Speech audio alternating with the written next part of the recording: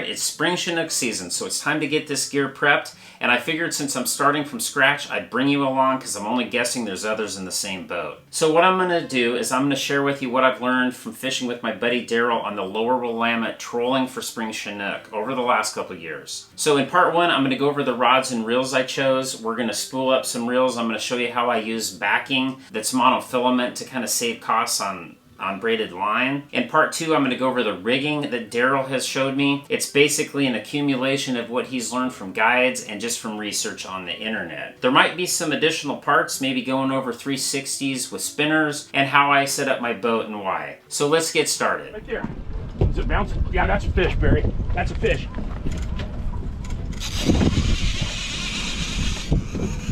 Watch that steel or that lead. Is it on? Yeah. Okay.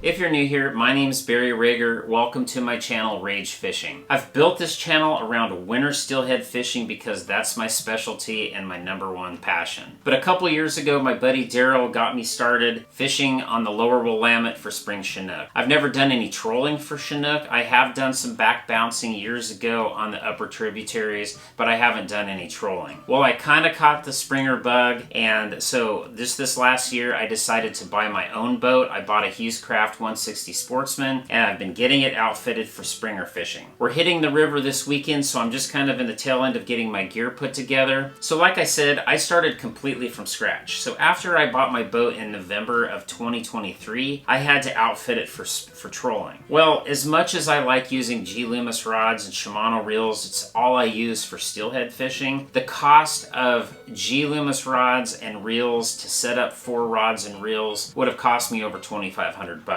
So I chose to go with the Okuma brand. That's what Daryl and I had been using. He was using the SST rods with the Okuma cold water reels. Well, I ended up stepping up to Guide Select Classic Okuma rods. One, they have a lifetime warranty, and I got them for 20 bucks more than the SST model because I discovered Fish Field, which I had never heard of before until I bought my boat, and a couple of my salmon fishing buddies pointed me to their online store, and I was able to get 4 Guide Select Classic rods for 480 bucks. They were 120 bucks a piece, and those are rods with a lifetime warranty. I ended up paying under 80 bucks a piece at Bi-Mart, the local Bi-Mart, on my cold water reels because they had them on a Black Friday sale for 25% off. So I'm in all of my rods and reels for about 800 bucks, so that's not too bad. Well, I already know that there's going to be people that say, oh, Okuma's junk. Those reels are garbage. Well, here's the thing. We've been using the cold waters for the last several years, and yeah, they can be kind of tricky, but we've still been using them and they've been fine. So I'm just hoping that I can get through this season at least with these rods and reels. If I have to step up at some point, at least maybe the costs have kind of subsided with all the other purchases I've made for my boat, including like a trolling motor.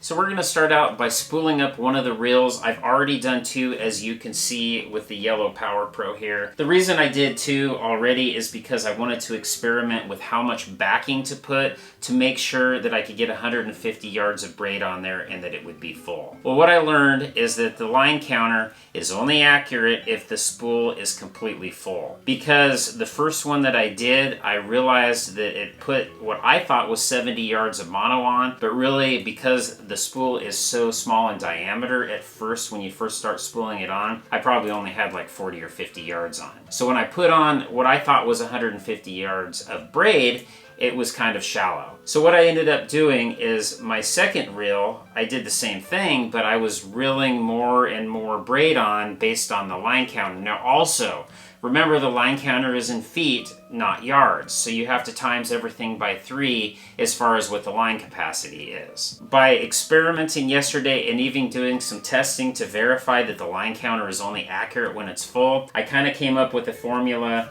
and what we're going to do is we're going to end up doing, where's it at? 90? Hold on a second.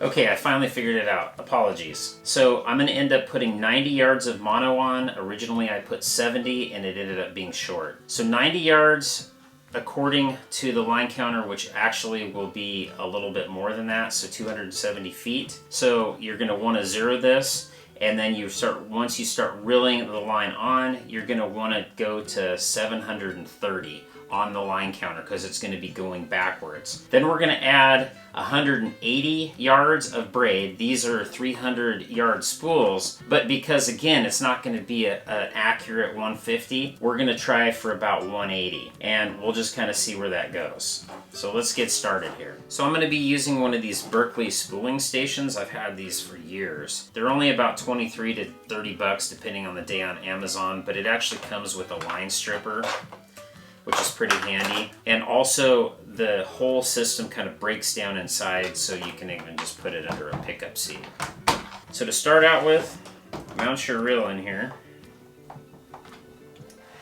And I learned yesterday that you kind of got to get this at an angle because this paddle handle goes so deep, it'll literally hit the table. So what I like to do is I like to start out with the line guide right about in the middle of the spool, and I'll kind of explain in a second why. Then I take my mono backing, go ahead, thread that through.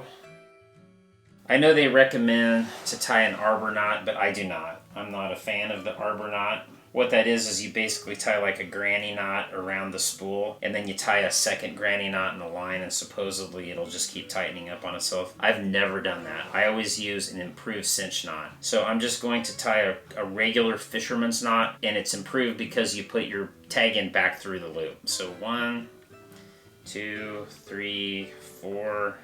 Because this is going to be so deep and it's 25-pound test, I'm only going to do 4 wraps because otherwise it's going to make the knot too big. So improved cinch knot, and just center that up so it's like right under that line guide. Tighten that up as much as you possibly can. Pull on the tag in and really cinch that down. Some fingernail clippers to cut off the tag. I'm going to kind of pull this tight. Now, this is important. You want to make sure to zero this. Now again, I'm going to put what this thing is telling me is 90 yards, which is 270 feet. But it's not going to be 90 yards. It's going to be somewhere probably closer to 70 yards, which is what I want. So here we go. You just want to make sure that it's spooling on evenly. Sometimes what will happen is, like, when the line is too far over, like on this spool, it'll kind of start bunching up on one side, and you can kind of adjust this and help guide it so that it fills in that spool evenly. I kind of hold a little bit of tension on the spool with my offhand. So I'm looking for 730. And there we are. So once we're at 730, I don't want this line to come loose on the spool. So I'm going to keep it tight using this, but I'm going to take a piece of electrical tape and put it on my spool over the line, just so it doesn't unwind.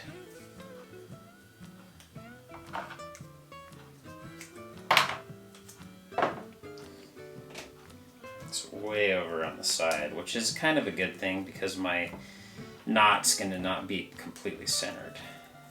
Okay, so now we need to get out our braid. Again, Power Pro 65. This is the bright yellow. This is standard Power Pro. I use Super Slick for my spinning reels.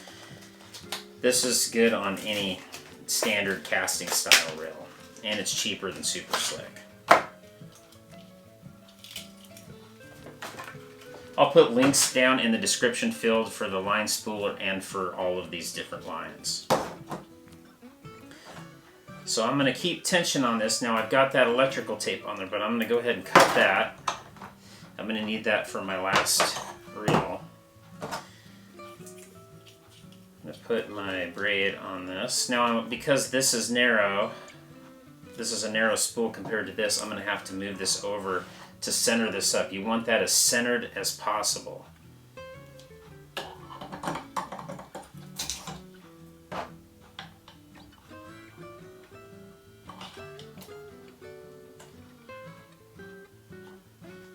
Okay. Now, Alberto knot. It's my favorite splice knot. I'm going to take the braid, I'm going to make a loop. I've actually done a video, I'll put a link above for the Alberto knot. But it's a very simple knot to tie once you get used to it. and it's to splice braid to mono or fluorocarbon. So this is an instructional video for this, but I'm just going to do the Alberto knot. So basically what it is you make a loop with the mono, you run the braid through the loop, and then you make 7 twists. Actually, I'm going to do 6. I learned yesterday that this line is so thick that it's a little different than using like my steelhead size. But you do 6 wraps down both sides of that loop of the mono. Then you pinch it and go 6 wraps back. 1, 2, 3, 4, 5, 6. Now this knot's going to be buried so deep in the spool, it's not going to really matter too much. But hey, there's always an opportunity to get spooled. I'm sure people on the Willamette will be real thrilled if you've got more than 150 yards of line out there. So tighten that up, and it makes a really nice compact knot.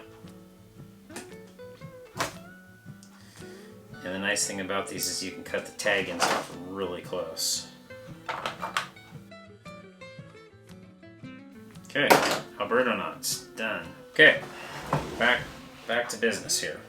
So now I'm going to hold tension on this. I'm going to open my spool, and I'm just going to tighten this up. And I'm going to take off. I don't want that to get loose like it just did. Okay, so I'm going to tighten that up so it's completely tight still on the actual spool. All right, so now the line counter says 730 feet. Right? Because it's counting backwards. Now, as I reel, I'm going to put an additional 540 feet on here, which is actually 180 yards. I'm trying to put 150 yards on here, but again, this isn't accurate because the spool's not full yet. So let's go up to, and so what you want to do is take 730, subtract 540, and what did that end up being?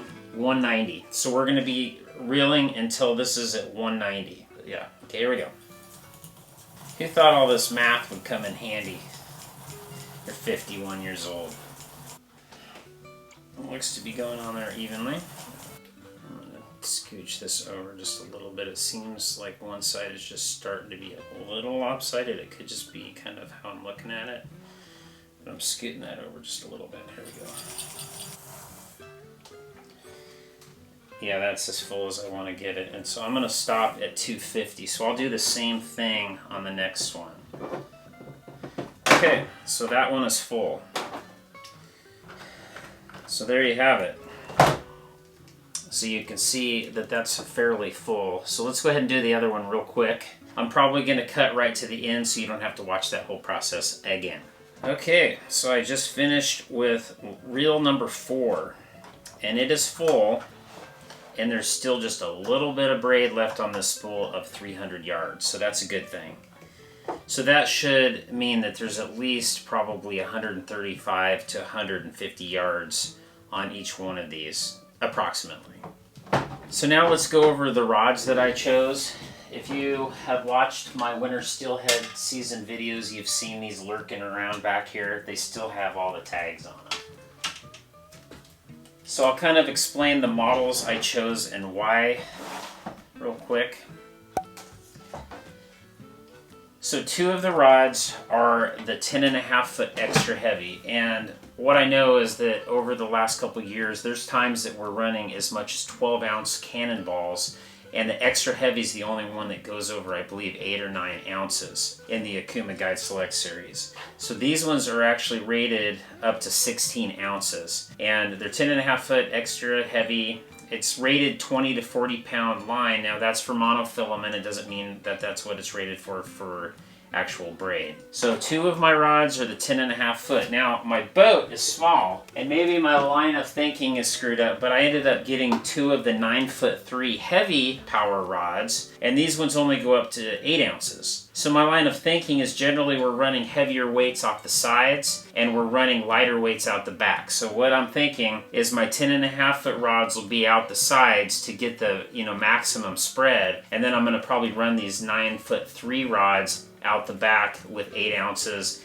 and let's do 12 I'm sorry, let's do like 10 ounces on the sides. But just because it's rated to 8 doesn't mean that I can't run 10s on these. That would probably be sufficient too. So now what I'm gonna do is I'm gonna take all of the tags and the wrap off of the rods. I can't believe it's April and I've had these things for 5 months. I haven't even taken the tags off. But I bought these and went right into winter steelhead season, which again is my bread and butter. So these just kind of had to take a back seat for a while.